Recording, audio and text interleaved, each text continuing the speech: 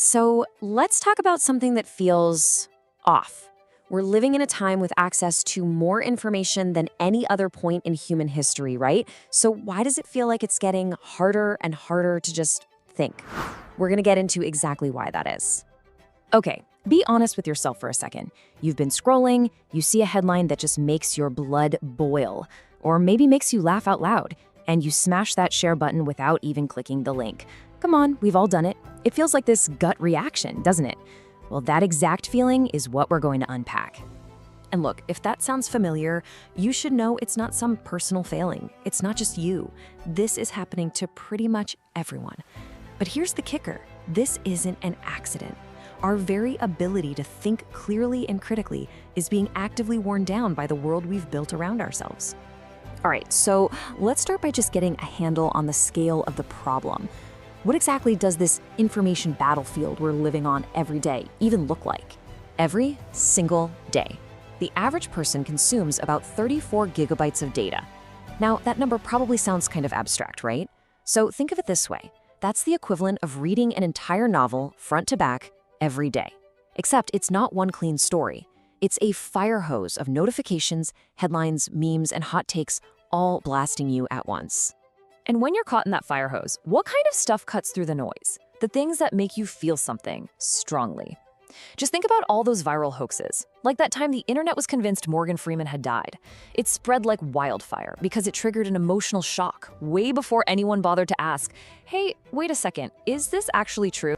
And this right here, this is the heart of it. This decline in deep thinking isn't just some random side effect of the internet. There are massive systems, social media companies, news outlets that literally make money off of our snap judgments and emotional reactions. Thoughtful, nuanced analysis? That doesn't get clicks. Outrage? That pays the bills.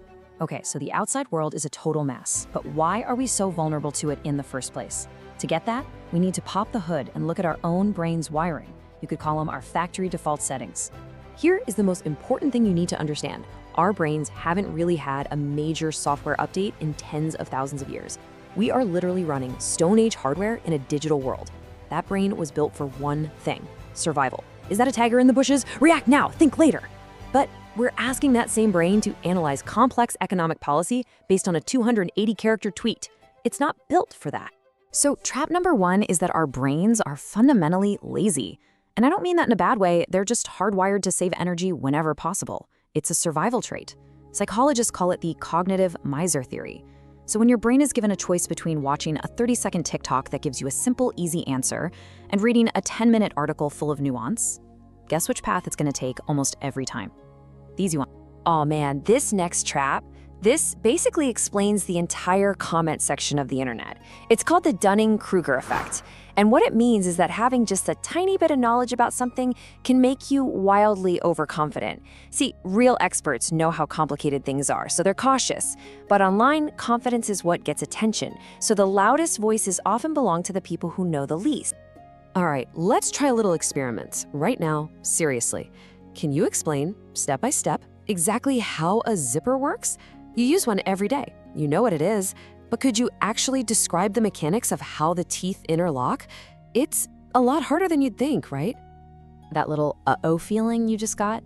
That's called the illusion of explanatory depth. We all walk around thinking we understand the world way better than we actually do. And this gets really dangerous when we attach really strong emotions to that surface-level knowledge. It's why you can't use facts to argue with a flat earther. Their belief isn't about the evidence. It's become a core part of their emotional identity. And this last trap, this one might just be the most powerful of them all. We are tribal creatures. We need to belong. And if a proven fact threatens our spot on our team, whether that team is political, social, whatever, our deepest survival instinct is to throw out the fact, not risk getting kicked out of the group. Being loyal becomes way more important than being right. So our brains have these built-in glitches, these vulnerabilities. The next logical question is, who's taking advantage of them? Well, that brings us to the systems that have figured out how to turn our mental shortcuts into cold, hard cash. Welcome, my friends, to the outrage economy. You have to see this. A huge study out of MIT found something that should honestly terrify us all. Fake news spreads 6 times faster online than real news. 6. And the reason why is simple. Fake stories are literally engineered to be more shocking, more emotional, and more unbelievable.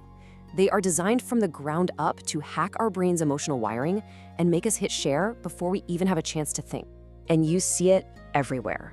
Social media algorithms don't care about what's true. They care about what keeps you glued to the screen, and nothing works better than outrage.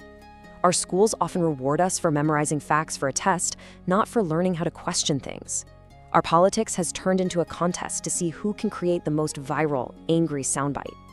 And we have an entire industry of influencers who get rich by just sounding confident, not by actually being expert. And what all this adds up to is this massive shift in our culture. We've gone from a society that, for the most part, valued knowledge and trusted experts to one that values entertainment above all else. Now, someone who spent their entire life studying a topic is seen as suspicious, while we hand over our attention to whoever's most entertaining on camera. In a world like that, nuance has no chance, and conspiracy theories thrive. I know that was a lot, and it's really easy to just feel completely overwhelmed by all of this. But I promise you, this is not a lost cause. The fight isn't over. So for this last part, let's talk about what we can actually do about it. Think of these as small, simple acts of resistance. Here are 4 things you can literally start doing this second this is over. Number 1, break the algorithm. Turn off autoplay on YouTube and other sites. Make a conscious choice to seek out longer, more in-depth content. 2, create a personal rule for yourself. Just take 30 seconds, that's it, to check a source before you share it. 3, get comfortable saying the 3 most important words for learning anything. I don't know. And finally, number 4, go out of your way to read or watch something from a perspective you disagree with. Not so you can fight with them, but just to try and understand where they're coming from. Because really, that's what all of this comes down to. We can't sit around and wait for these giant, complicated systems to fix themselves. The only real change starts with the small, conscious choices each of us makes every day about what we pay attention to, what we believe, and what we decide is worth sharing. This is an internal battle before it's an external one. So here's the bottom line. The default setting of our entire world right now is to put you on autopilot. The algorithm wants you to just sit back and consume mindlessly. The only real question left is, are you going to let it? Or are you going to grab the controls?